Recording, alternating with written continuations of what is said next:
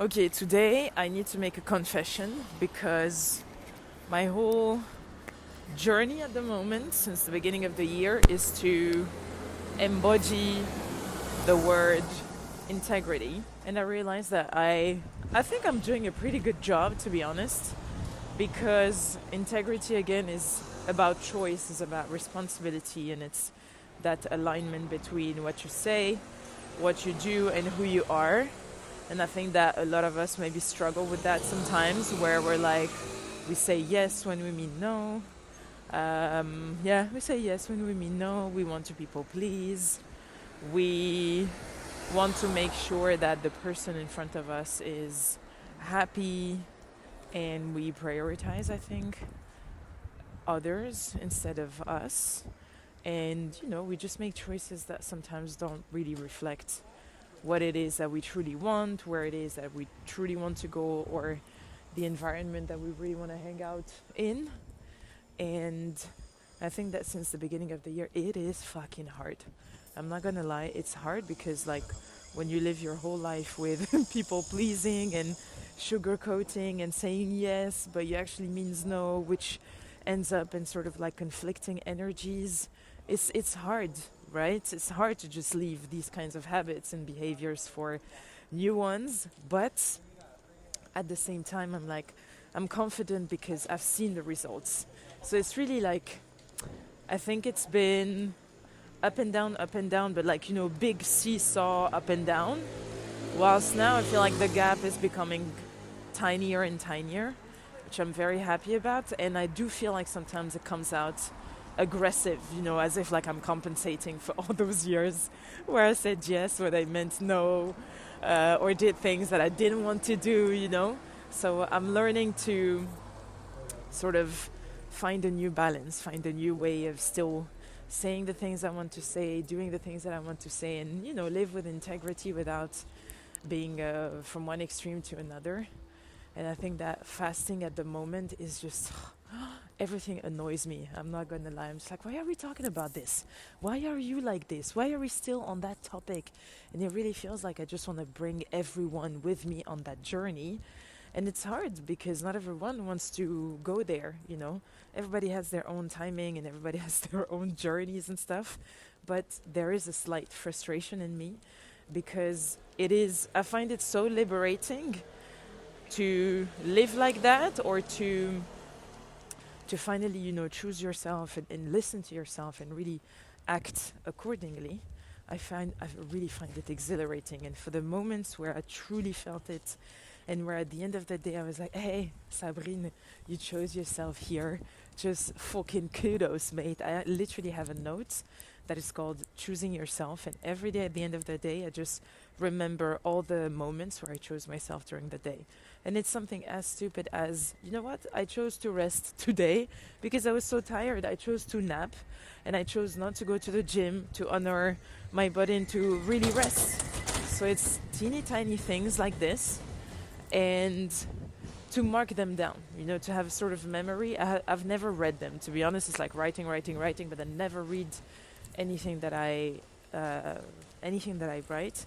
But for me, it's like the mere fact of writing something down. It's it's acted, it's out there, So it is. There's a lot of things that are a bit conflictual in here. There's still a bit of resistance, and I think the biggest resistance at the moment is my social media journey, because the storytelling project, I take it as playful as I can, because it's something that I've been wanting to do for so many years, for 5 years, can you imagine?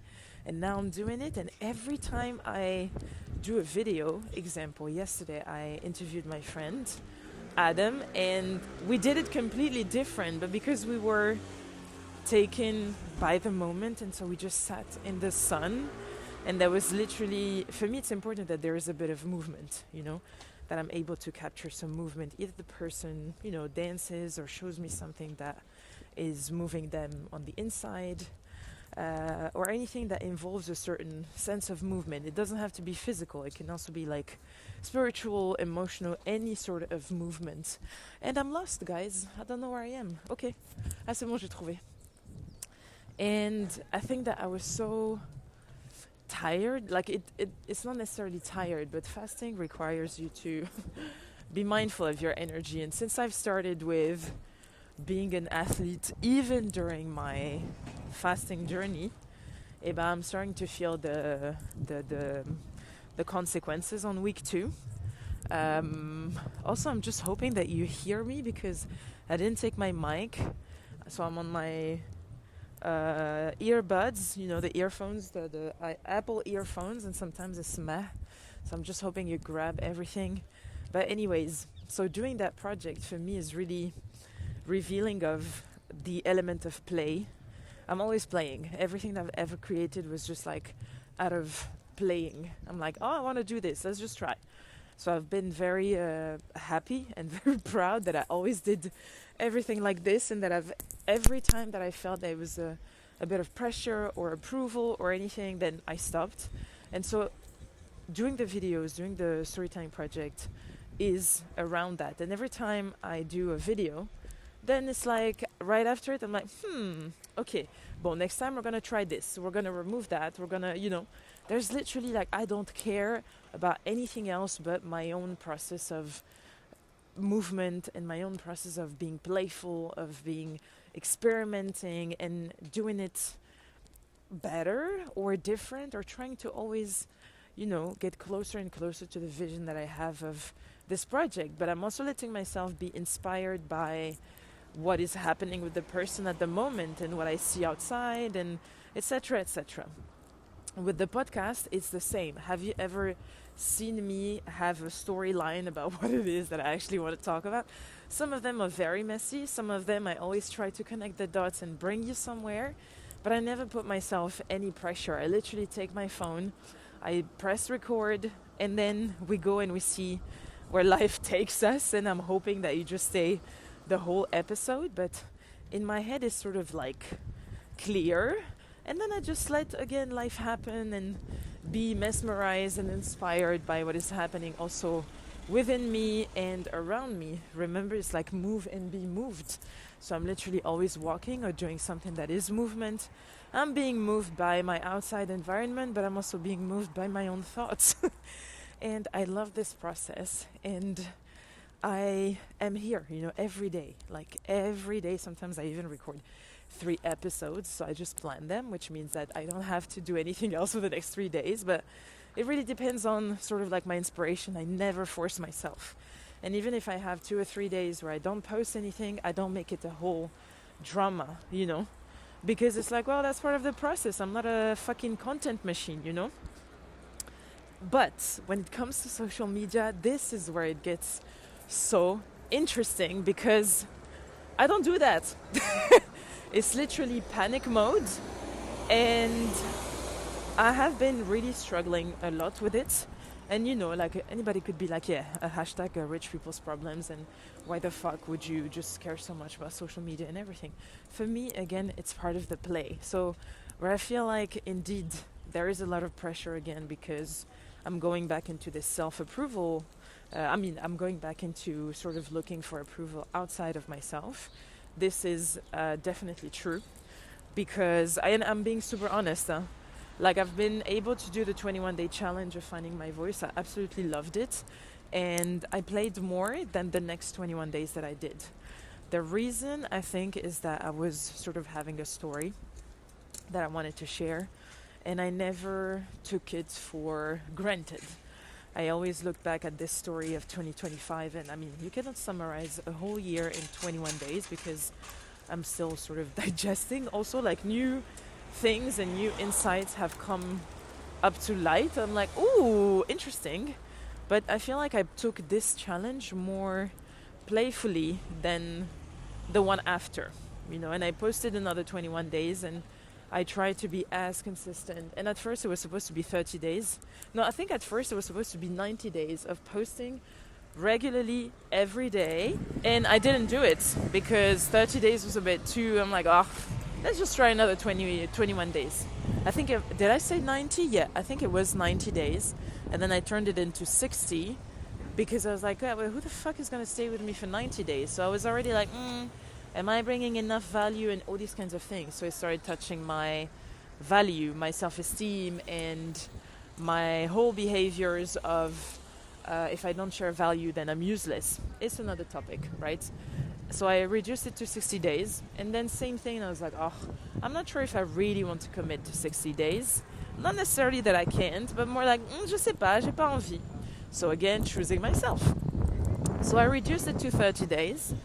And then after 21 days in the beginning of Ramadan, and honestly, not even because of the beginning of Ramadan, but how I saw myself in there, filled with pressure, filled with anxieties, also about, oh my God, I need to post something before 6:30 because this is my time and people are waiting for me. And I, just saying it out loud already puts me back into that pressure state, which I fucking hate. And so I stopped the last few days. I think it's been almost like a week since I haven't posted anything.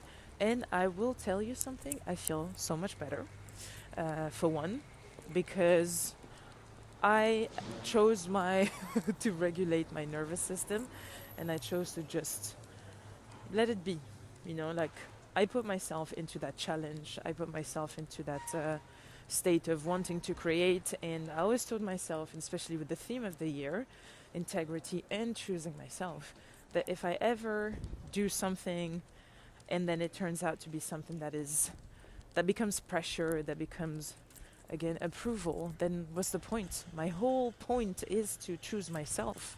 My whole point is to get out of this loop of external approval. My whole point is really to just approve of myself, approve of my choices, of my decisions, of my emotions, and of my sensations. And I actually see it even in daily life now that I'm also back with my mom. We have beautiful conversations, and I think that I choose myself more now, even in those conversations where I put more boundaries. I challenge a bit more my own thinking. I challenge her own thinking, and I'm trying to also get us out of loops of stories that we keep repeating ourselves and everything. So I'm actually very happy that this is happening, and I feel more aware and conscious and everything. And at the same time, I just lost my thought, guys. I just lost my thoughts. Donc voilà. Écoutez, on va s'arrêter là. The adventure is going to stop here for today. But my whole point being, if I ever feel again that there is a lot of pressure and that I'm going into this whole external validation, external approval, and what's the point? I'd rather backtrack, put pause. I'm not in a rush, I'm not in a rush. I don't have anything to prove again. And as long as I stay aligned with that theme, with that decision of choosing myself regardless, and choosing my sensation, approving my decisions, my sensations, emotions, where it is that I want to be going, then that's the only thing that matters, and it does come with resistance. Mais bon, c'est la vie, that's part of the game. And I guess that this whole memo was to remind you to be proud also of yourself, of the journey that you're in, of the choices that you make also. And as long as you feel, again, aligned with what you're choosing, with your decisions, sensations, and really realizing that everything you do and everything you think, feel, sense is really valid, then the rest, we don't care.